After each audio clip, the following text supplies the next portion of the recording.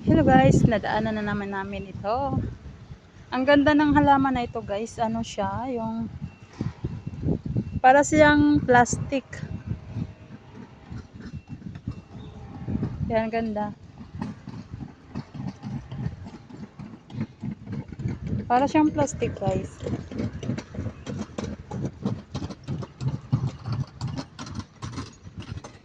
Tapos itong halaman na ito, madami ito sa amin noon, sa Mindanao, ang dami sa amin.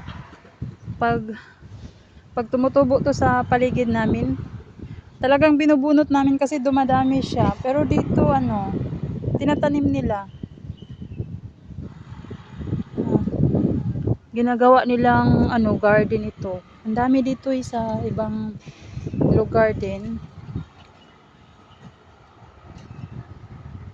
Tapos pag namulaklak ito, maganda naman, iba't ibang kulay. May puti, may pula. Ayan, malapit na siyang mamulaklak guys. Ayan.